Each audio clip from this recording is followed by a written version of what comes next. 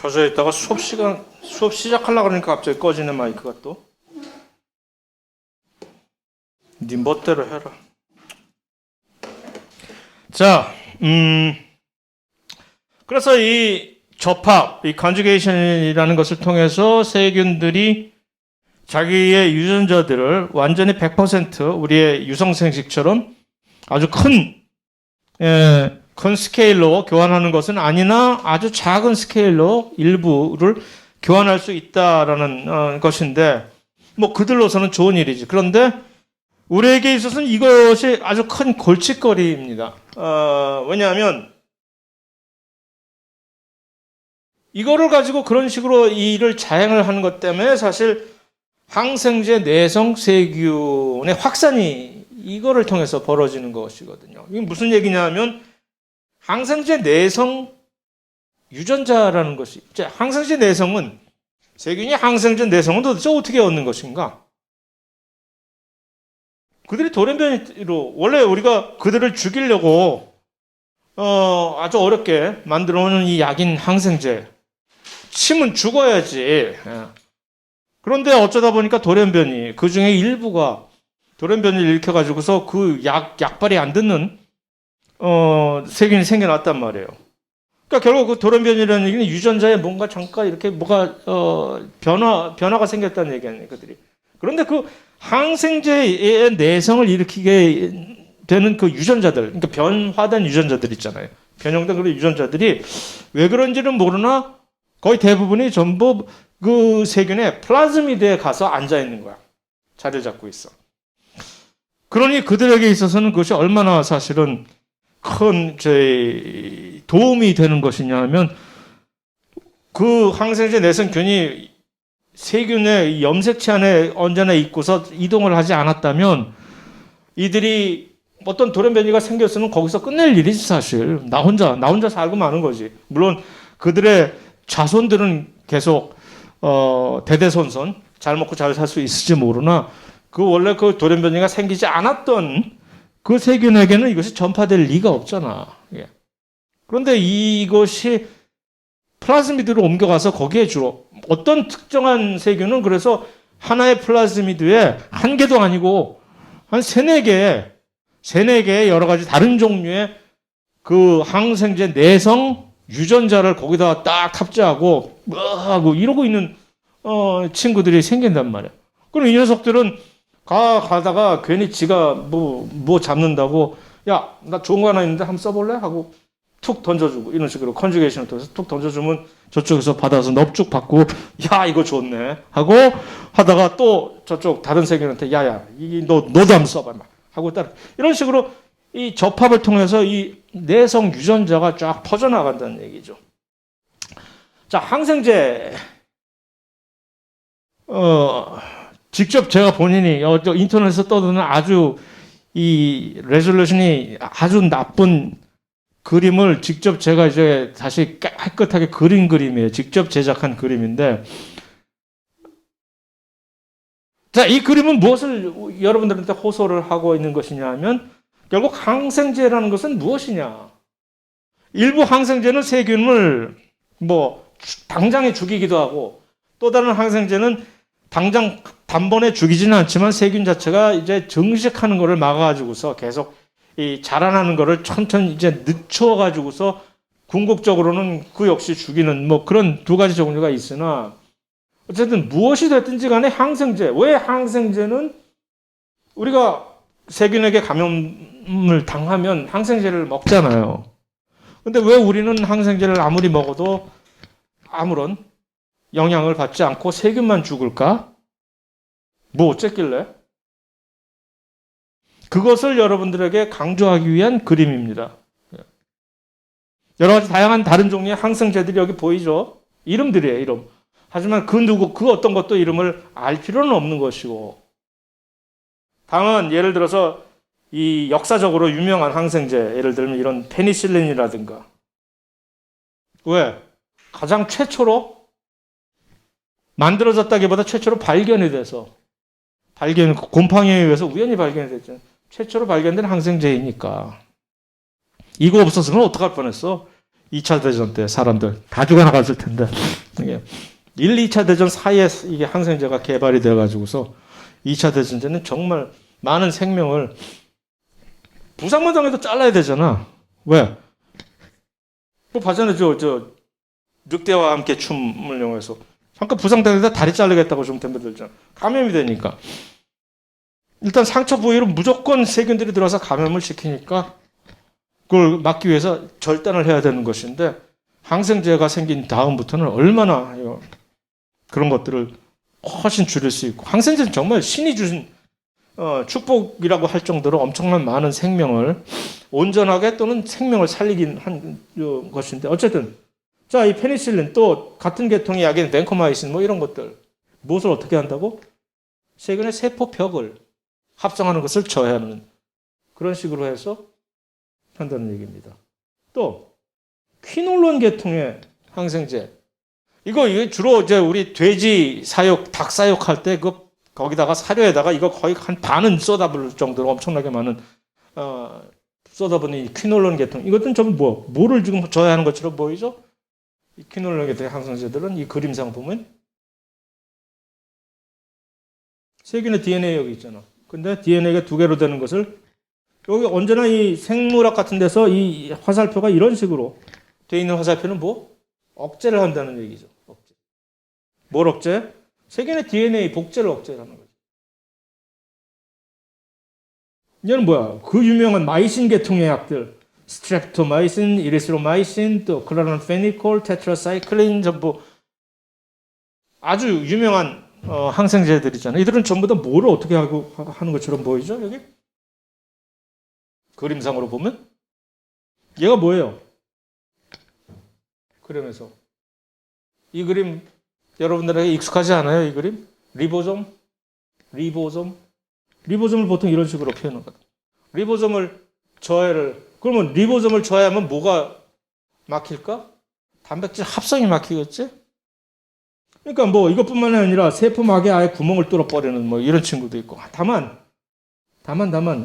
다시 한번 강조하지만 그 어느 하나도 예를 들어서 클로란페니콜이 뭐를 방지를 하는 무슨 항생제이다, 무슨 퀴놀론이 뭐를 방지하는 항생제이다, 이런 거를 절대로 외울 필요 있는 거. 옛날에 이거 어디서 의전 시험 보는 공부하는 거 그 그림에서 애들이 의전 시험 막 준비할 때 옛날에 의학 전문 학원 대학 그거 할 때 막 이런 거 막 외우고들 앉아 있더라고. 그래서 한심해 가지고서 이제 일단 인터넷에 카피는 뜨긴 해서 여러분들한테 다른 방향으로 이제 복음을 전파하기 위해서 사용을 하는 것인데 각각을 외우라는 얘기가 아니죠. 자, 이걸 딱 보고 항생제에 대해서 무엇을 우리가 설명을 할 수가 있다는 얘기죠. 자, 이런데 예를 들어서 간단한 예를 들어서 퀴놀론. 근데 왜 우리는 퀴놀론 먹어도 아무 영향이 없지? 이 퀴놀론 침은 세균은 그냥 죽어버리겠네? DNA 복제를 못하니까. 근데 왜 우리는 괜찮은 거야? 응? DNA 모양이 달라서 DNA 모양이 비슷한 얘기예요. DNA 복제하는 효소의 이름을 뭐라고 붙이시겠어요? 장명서를 차린다면. DNA를 두 개로 복제하는 효소. DNA 중합 효소거든요. 한국말로. 이름이. 영어로 DNA 폴리머레이즈라고 하는. 근데 결국 퀴놀론은 DNA 중합 효소를 때리는 거야. DNA 중합 효소를 딱 분랍을 시켜가지고서 얘가 일을 못하도록 만드는 건데 우리는 이것을 먹어도 아무런 문제가 없다는 얘기는 우리가 쓰는 GNX4 쓰는 DNA 중합 효소는 원X4 쓰는 DNA 중합 효소와 구조가 살짝 다른 거예요. 살짝. 뭔가 조금 달라.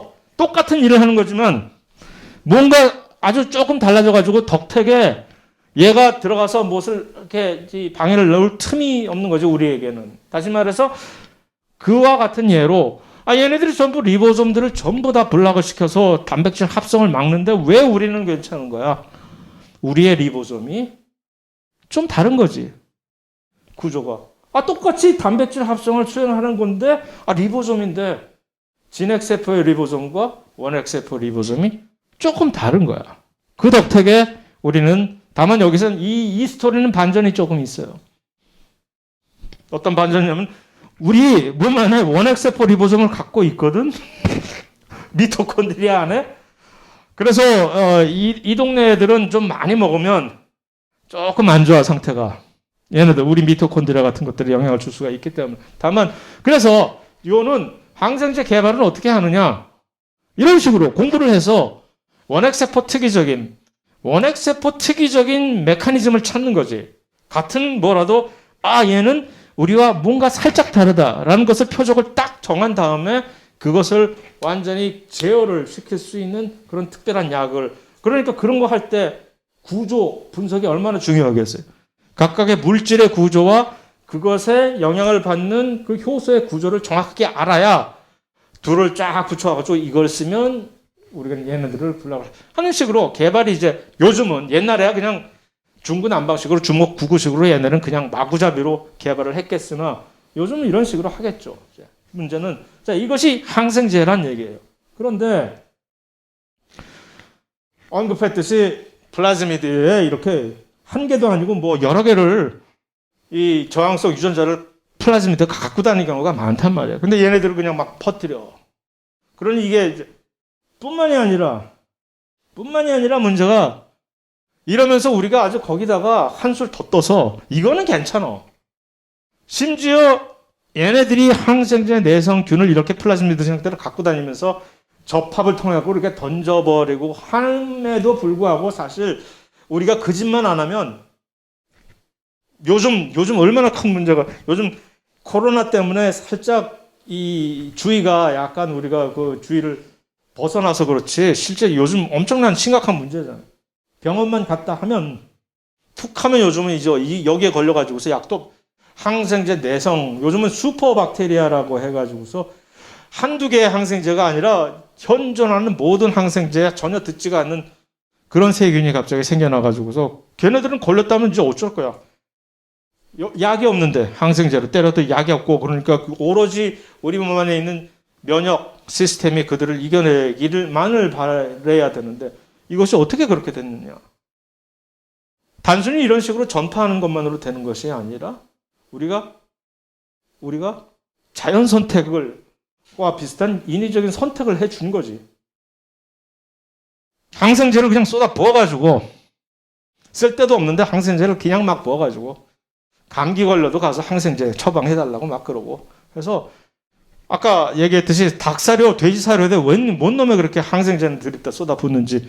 왜냐 안 그러면 그렇게 밀집된 장소에서 키울 수가 없으니까.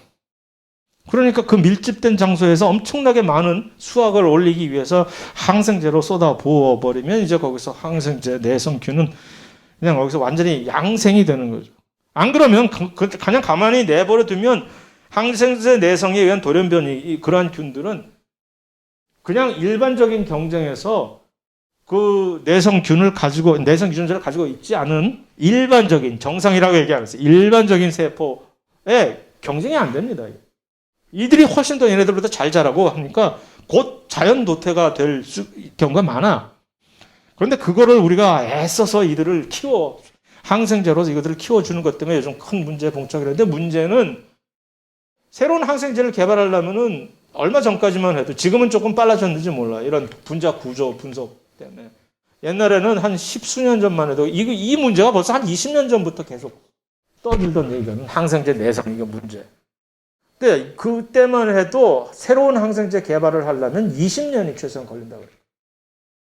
그러면 정말 큰 일이지. 인제부터 만들기 시작하면 20년 동안 아무런 보호 시스템 없이 이것을 해야 된다는 그런 문제가 있다라는 점이 좀 두려운 얘기입니다. 요즘 그래서 진짜 병원 가면 조심해야 되지.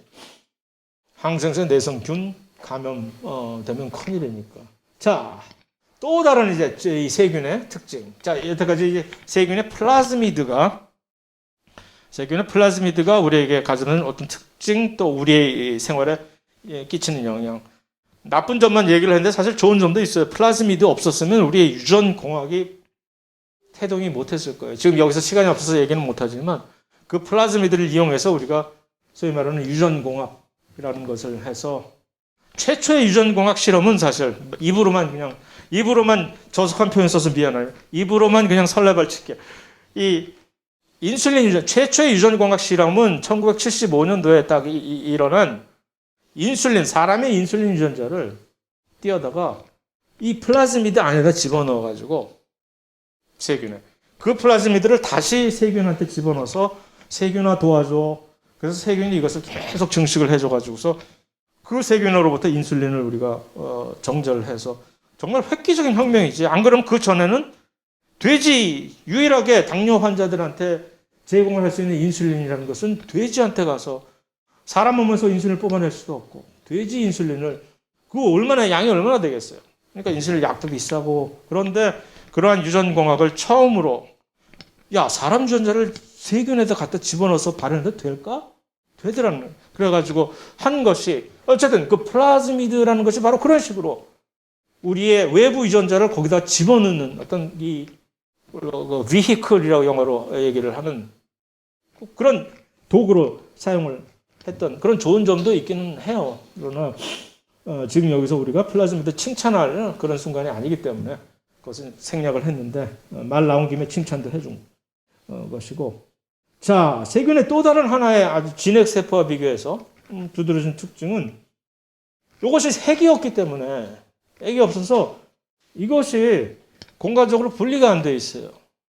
그래서 여러분들이 지난 중간고사 시간에 뜬금없이 이런 문제를 봐가지고 이거 뭐야 이 자식 이거 가르쳐 주지도 않고 이거 막 문제를 내고 아주 고약한 놈이네 욕을 많이 하셨겠지만 물론 기본적인 내용은 이건 뭐 얘기를 안 해도 충분히 알만한 내용이라서 그냥 이렇게 낸 건데 이런 식의 양상이 세균에서만 발견이 되는 거죠. 진핵세포에서는 도저히 이것을 뭐 있을 수가 없는 얘기입니다. DNA가 여기 있죠? DNA가 여기 이렇게 있는데 갑자기 DNA가 지금 RNA를 만들어낸단 말이에요. 이렇게. 자, 이 RNA가 지금 만들어지는 방향은 지금 어디서 어디로 가고 있을까? 이게 여기 하나의 유전자 단위라고 칩시다. 여기서 여기까지가. DNA. 그럼 이 RNA가 이 RNA를 만들어내는 것을 우리는 전사라고 하거든. 전사. 트랜스크립션. 이 전사의 방향. 위에서 아래로 아니면 아래에서 위로? 아래에서 위로? 응? 어떻게 알았지? 맞아. 아래에서 위로 가는 거지. 지금 전사가 이렇게 가고 있지. 이렇게. 왜? 똑같은 유전자에 지금 RNA 카피, 똑같은 카피들이 지금 만들어지고 있는 양상을 딱 두 개만 예를 들어서 보여준 거 아니에요. 그럼 이 긴 RNA, 짧은 RNA, 뭐를 의미하는 거지? 먼저 온 친구지, 이게. 이 친구가 먼저 와서 이렇게 이만큼 만들어냈다는 얘기는 여기서부터 쭉 가가지고서 이렇게 지금 뒤로 이렇게 만들어냈다는 얘기고, 두 번째 늦게 온 친구들이, 늦게 온 RNA 중합효소가 만들어낸 RNA는 아직 여기까지밖에 안 왔다는 얘기지. 먼저 간, 그러니까 RNA 중합효소의 위치를 우리가 GPS로 파악을 하면 아마도 여기와 여기 두 개의 RNA 중합효소가 지금 있겠지. 그러니까 그 가는 방향은 좀 이쪽에서 이쪽으로 가고 있다는 얘기지. 그래서 이 RNA는 여기가 어떻게? 요 끝이 뭘까? 5말단, 3말단. 지금 여기 RNA거든, 요게. 이 RNA 이쪽 맨 오른쪽 끝은 5말단일까요? 3말단일까요? 이런 식으로 얼마든지 문제를 만들어 낼 수가 있거든요. 그래가지고.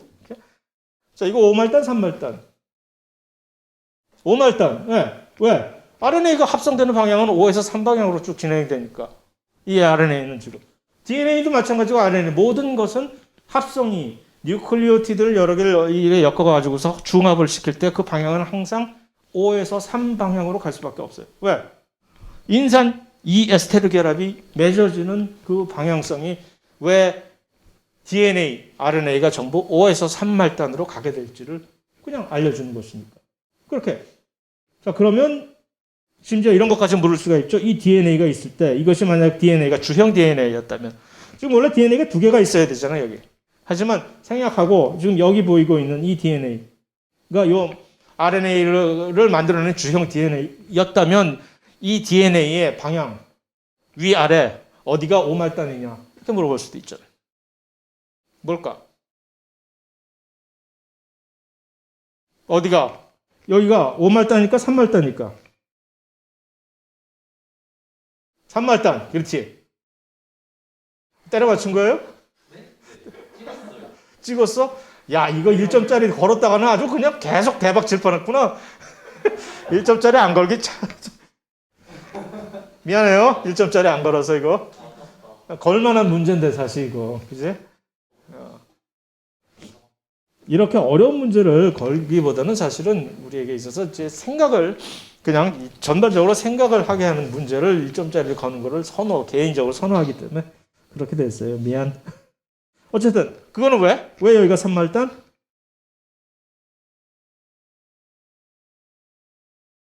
도로 회수할 뻔했구나. 1점 줬으면. 왜 3말단?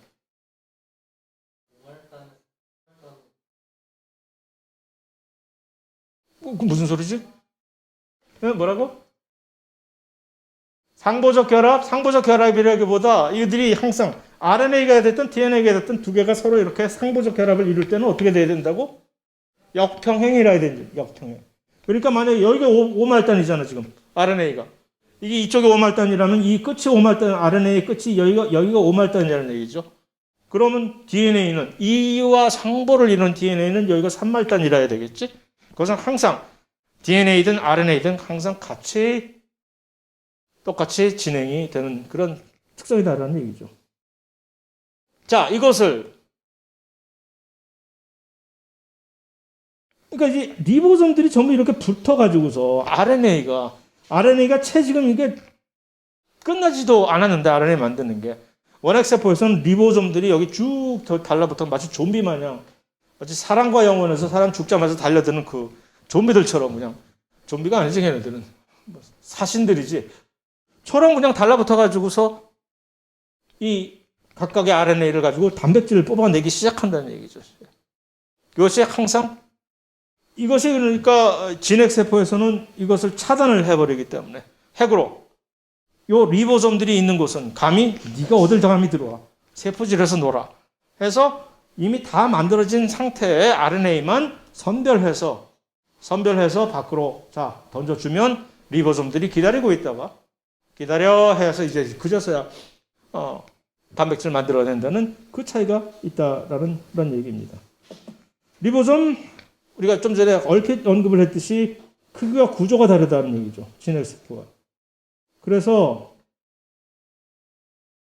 이것을 보통 좀 전문가 티를 낼 때 숫자로 이렇게 흔히 얘기해 줍니다. 마치 자기들이 무슨 인싸 흉내를 내고자 할 때는 이 번호로 70S, 80S 이건 뭐 괜히 정말 거만하게 잘난 척하는 건데 그냥 뭐 진핵세포 리보솜 또는 원핵세포 리보솜 얘기를 하면 될 걸 가지고 일부 논문 같은 데 보면은 논문에 이제 본문을 쫙 받아보면 뭐 하면서 70S 리보솜에 어쩌고저쩌고 하면은 그제서야 얘가 지금 원핵세포 가지고 지금 연구를 하고 있는 거구나 라는 걸 그제서야 알 수 있고 또는 반면에 어쩌고저쩌고 하다 리보솜에 가서 80S 리보솜이 어쩌고저쩌고 하면 얘가 지금 진핵세포의 리보솜을 연구를 하고 있구나 하는 힌트를 얻을 수 있게 되는 뭐 그런 하나의 클루입니다. 힌트. 70S, 80S. 여기서 S는 무엇을 뜻하느냐 하면 요 S. 이상한 원래 원어는 뭐 스페델부르고 뭐 이상한 발음도 힘들고 외우기도 매우 힘든 그런 단위인데 쉽게 얘기해서 세디멘테이션 이런 거 있잖아요. 침전. 세디멘테이션. 그거하고 똑같은 같은 철자로 되어 있으니까 그거로 생각하면 돼요. 원심분리기에서 돌렸을 때 얼마나 밑으로 떨어지느냐라는 단위입니다. 그러니까 원심분리기를 우리가 그냥 허공에 그냥 맹물에 돌리면은 모두들 전부 다 맨 바닥에 가라앉겠으나 그 원심분리기 안에 매질을 조금 끈끈한 매질 그런 거 쓰는 거 있거든요. 조금 끈적끈적한 매질을 놓고 원심분리기를 돌리면 그 밀도에 따라서 이 어떤 물질의 밀도에 따라서 이게 층이 생기면서 밀도가 작은 가벼운 물질들은 위에 뜨고 밀도가 훨씬 더 무거운 밀도가 크고 무거운 물질들은 좀 더 밑에 있고 그런 식으로 해서 이 분리를 그런 식으로 할 수가 있거든요. 그것을 우리는 원심 물리학에 밀도 구배라고 한국말로 그건 생각났다. 밀도 구배라고 하는데 그런 거를 했을 때 이 단위가 원핵세포 리보솜을 통으로 딱 가지고서 그걸 그런 식으로 밀도 구배를 하면 단위 측정값이 70이 나온다는 얘기예요. 70. 그런데 진핵세포의 리보솜을 똑같이 그 실험에서 돌리면 80이 나온다. 그 얘기는 진핵세포가 조금 더 리보솜이 무겁다라는 얘기죠. 그런데 문제는 우리가 딱 보면 진핵세포가 됐든 원핵세포가 됐든 구성이 어떻게 되어 있습니까? 리보솜은 마치 눈사람처럼 머리, 몸통이 따로 있잖아요. 작은 소단위체, 큰 소단위체. 얘는 사실 가분수라서 큰 소단위체가 먼저 이 위에 있고 작은 소단위체가 아래에 있는 그런 형상으로 되어 있는데 어쨌든 눈사람 형식으로 여기 있는 작은 소단위, 큰 소단위가 서로 따로 구분이 되어 있어요. 그 둘이 합쳐져서 두 개의 소단위체가 합쳐져서 이제 제대로 일을 하는 거지. 그런데 이 작은 소단위, 큰 소단위를 각각 분리해서 보면 단위가 어때? 원핵세포 작은 소단위 요 유닛이 얼마? 30S. 큰 소단위는 얼마? 50S. 원핵세포는. 그죠? 그래서 요 30과 50이 합쳐져서 전체가 70S를 이룬다는 이 산수를 전혀 못하는 녀석이 30과 50을 더했는데 어떻게 70이 되냐 이게? 80이 돼야 되는데 이런 식으로 쓰고 있어요 지금. 원래 생물학자들이 산수 못하잖아.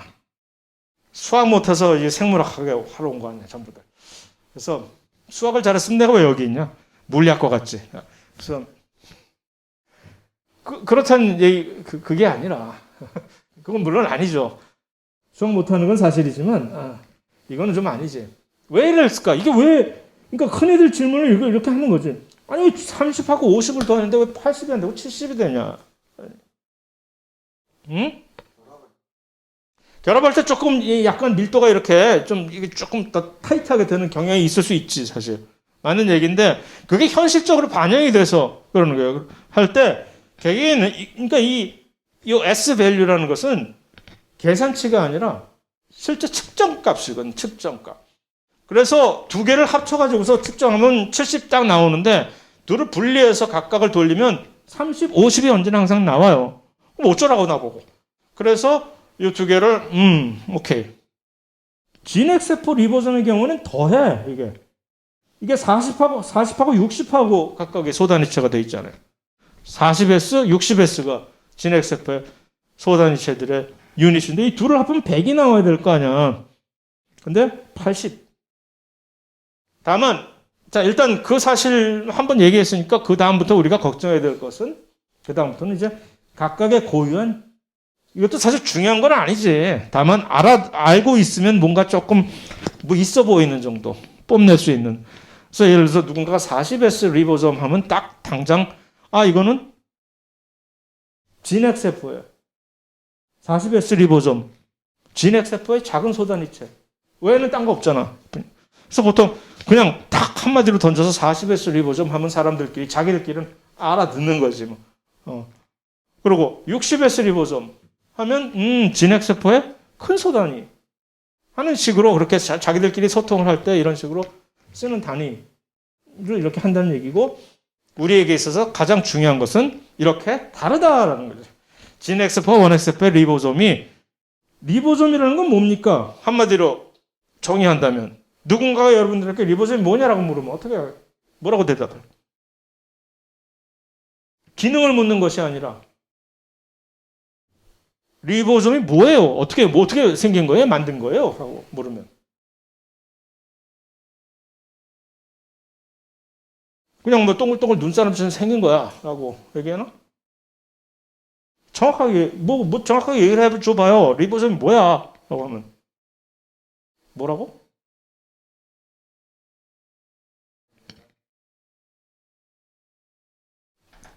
다시 한번 리보솜이 지질이에요? 물으면 아니면 리보솜이 탄수화물이에요? 물으면 단백질이에요? RNA예요? 뭐예요? 주먹밥. RNA와 리보소멀 RNA와 단백질들을 합쳐서 주먹밥 만들어 놓은 게 리보솜이라는 얘기지. 소단위체든 큰 단위체든. 그래서 수십 가지의 진핵세포, 원핵세포, 공이 수십 가지의 다른 단백질, 리보소멀 단백질들이 있다는 거지. 그들이 모이고 몇 가지, 한 두세 가지의 리보소멀 RNA가 같이 모여서 섞어서 이렇게 막 주물럭주물럭 한 것이 각 리보솜들의 소단위체들이 되는 거거든.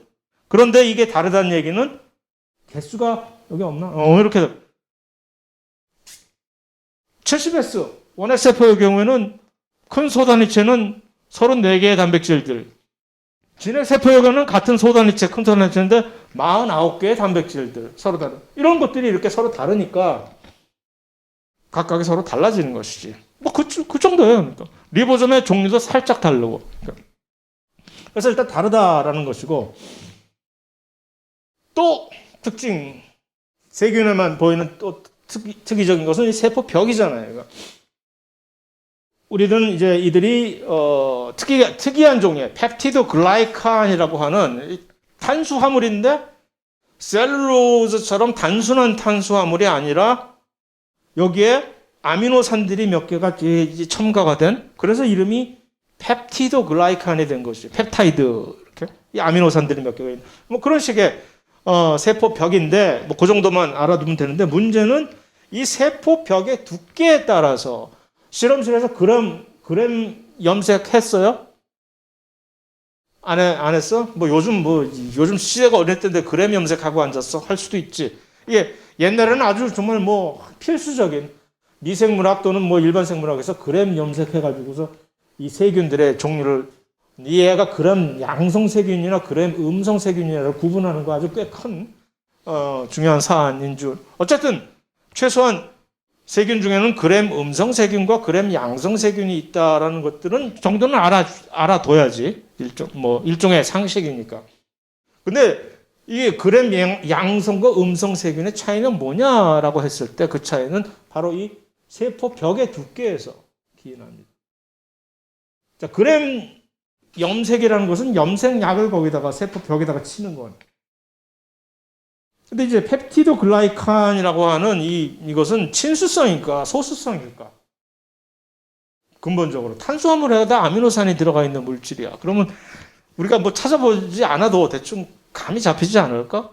펩티드 글라이칸이라고 하는 이 세포벽은 근본적으로 일반적으로 친수성 물질일까 소수성 물질일까?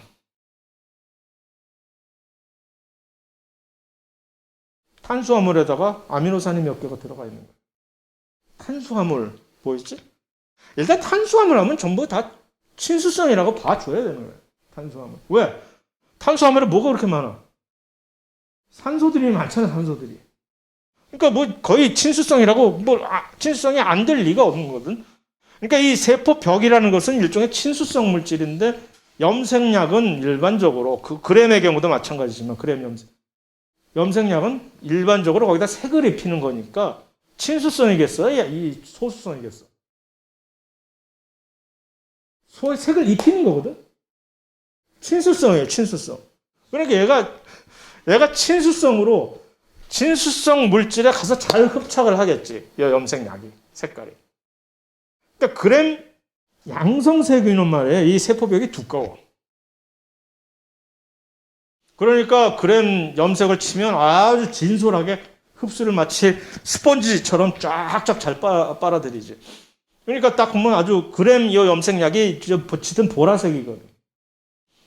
그러니까 보라색 그거를 잘 많이 갖고 간직하고 있는 거지. 이 세포 바깥쪽에.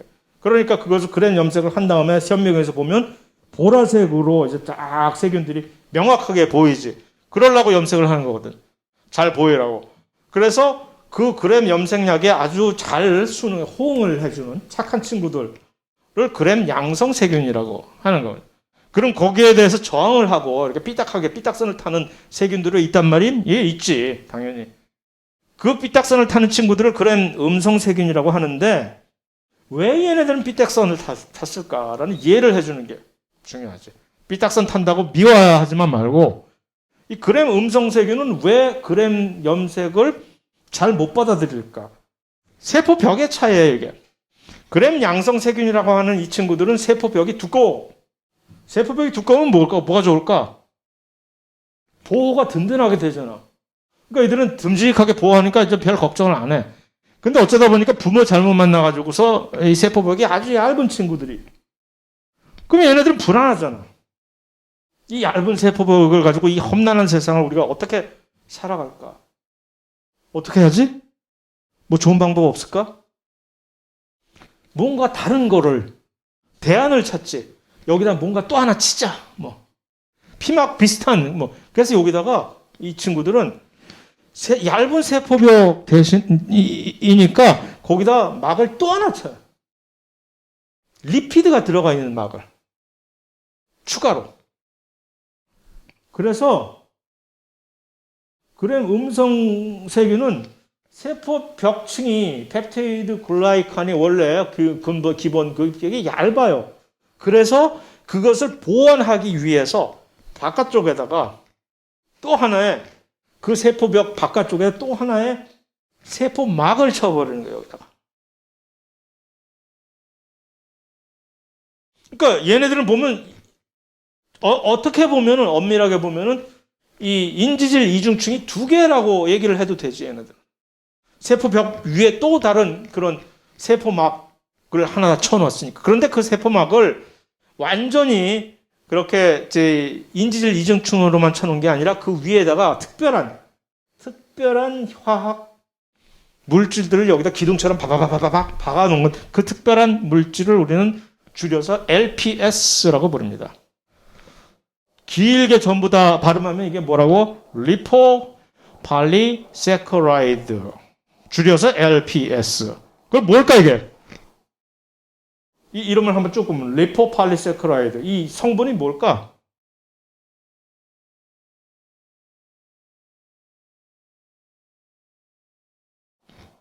지질? 탄수화물? 짬뽕. 리포팔리세커라이드. 그러니까 여기다가 세포막에다가 바깥쪽에 있는 외막에다가 이런 기둥들을 타다다다당 박았는데 그 기둥들의 정체가 지질과 당이 이렇게 섞여 있는 혼재해 있는 그런 LPS. 다시 말해서 이거는 그들만이 가진 고유한 그들의 세포 바깥쪽에서만 볼 수 있는 고유한 물질이 되는 거죠. LPS가. 그래 음성세균은 이런 거 없어. 뭐 있을 필요가 없지. 세포벽이 이렇게 두꺼운데 뭐 이런 쓸데없는 짓을 해. 그러나 이들은 그 두꺼운 세포벽이 없기 때문에 새롭게 새로운 막을 치는데 그 막 위에다가 뭔가 이렇게 좀 보호가 될 만한 이런 것들을 쳐놓은 것인데 여기에 지금 지질이 들어있잖아요. 리포. 소수성 물질들이 여기 딱 존재하잖아요. 그러니까 이들이 염색약을 밀어내는 거지. 가. 그 다음에 또 한 가지 이들이 염색 반응에 그렇게 비협조적인 이유가 이 지질 때문에 밀어내는 것. 또 한 가지는 뭘까? 세포벽이 얇아요. 펩티드 글라이칸 세포벽이 얇으니까 흡수가 될 스펀지가 두꺼운 스펀지와 얇은 스펀지 둘 중에 누가 더 이걸 많이 흡수를 하겠어. 그러니까 이 얇은 스펀지 가지고는 아무리 흡수를 해봤자 얼마 안 되는 거지. 그래서 이 두 가지 이유 때문에 그램 음성 세균으로 남게 되는 거지. 우리의 입장에 있어서는 그들이 그래 음성이든 양성이든 사실 알게 뭐야 뭐 그까짓 거 지들끼리 그렇게 생겨 먹은 애들이 있나 보다 하면 되는 것이지만 문제는 요 녀석들이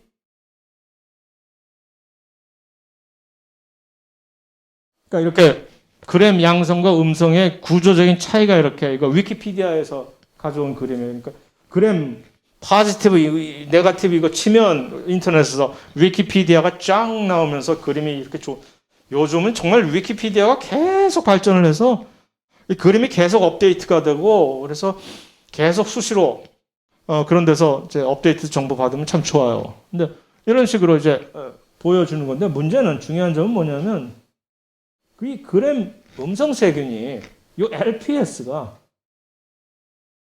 LPS 때문에 이들이 들어오면 우리 몸 안에서 아주 사단을 일으켜요. 면역 시스템을 그래서 이제 의학계에서는 이 LPS를 엔도톡신이라고 간주를 하고, 엔도톡신이란 뭐냐? 내부의 독이다라는 뜻인, 독극 물질로 일종의 그건 아니고 일종의 독성 물질로 간주를 합니다. 그러니까 이 LPS를 가지고 있는 그램 음성 세균들은 일단 우리 몸 안에 들어오면 잠재적으로 문제를 일으킬 소지가 있다는 얘기예요. 왜? 어떤 식으로? 이 LPS가 일종의 면역 반응, 염증 반응을 일으켜요. 이 특별한 이 구조가, 이 지질료 LPS라는 구조들이 염증 반응을 일으키기 때문에, 뭐, 우리 코로나 때문에 죽은 대부분도 사실 그것 때문에 죽은 거잖아요. 염증 반응 때문에. 그런 식으로 위험해질 수 있는 소지를 가지고 있는 세균들이 이 LPS를 가지고 있는. 간단하게 정리하면, LPS는 왜 엔도톡신이라고 부르는가라고 혹시 누군가가 물을 기회가 있다면, 왜냐하면 이 LPS라는 물질이 우리 몸 안에서 우리의 면역 반응이 이들에게 좀 민감하게 반응을 해서 염증 반응을 일으키기 때문에 그렇다라는 얘기죠.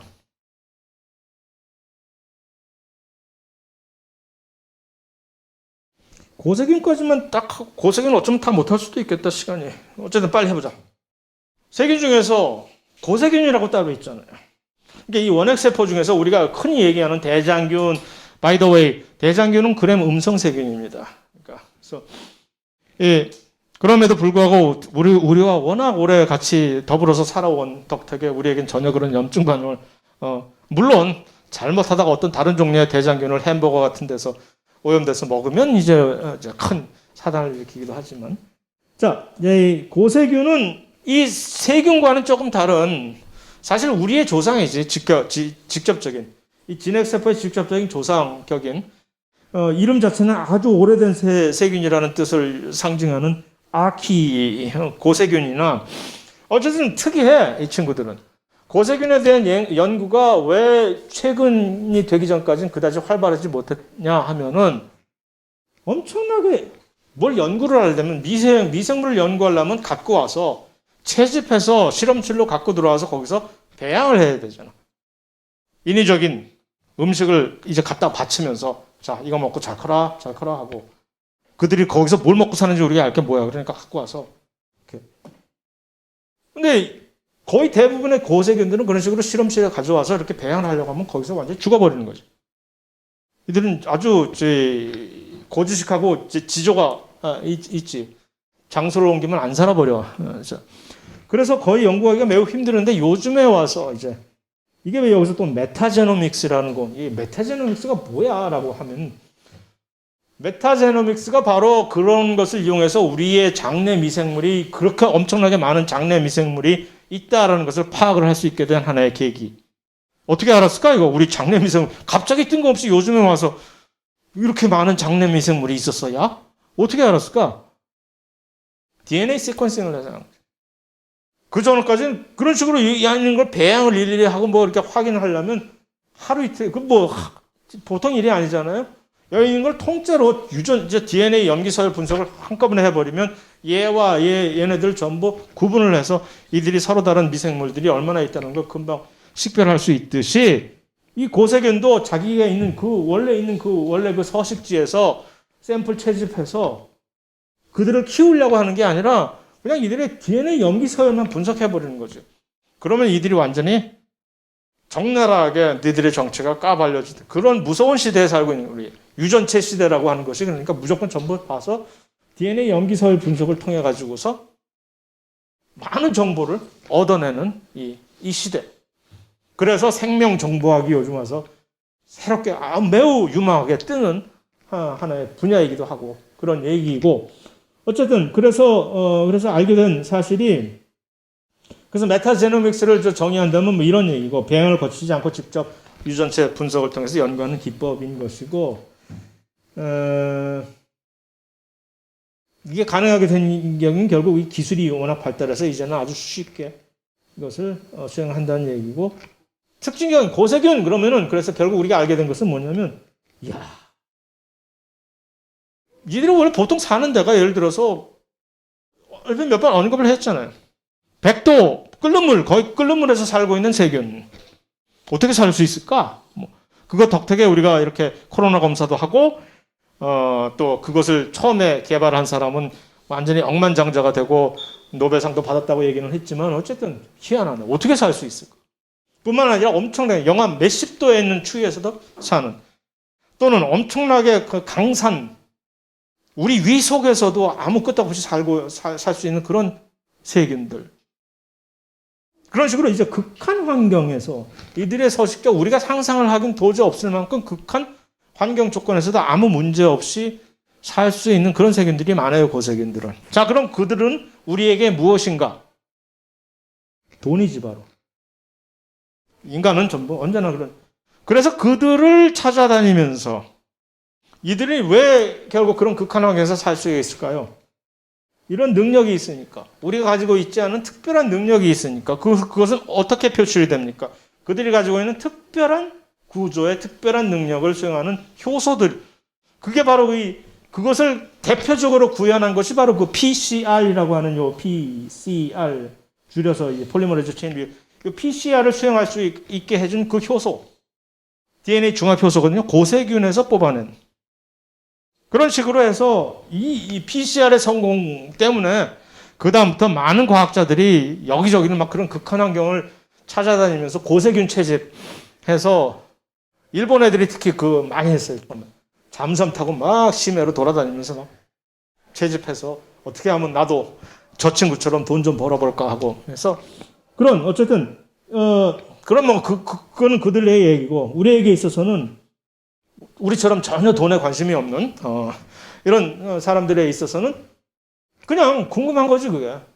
아니, 얘네들은 뭐 때문에 이렇게 특별한 대사 능력을, 왜 얘네들의 DNA 중합 효소는 100도에서도 파괴가 안 되지? 뭐 그런 것을 연구할 수 있게 해주는 것이 바로 이 고세균들의 특별한 능력이죠. 엄청나게 많은 고세균들이 이런 식으로 여기저기서 말도 안 되는 환경에서 살고 있는데,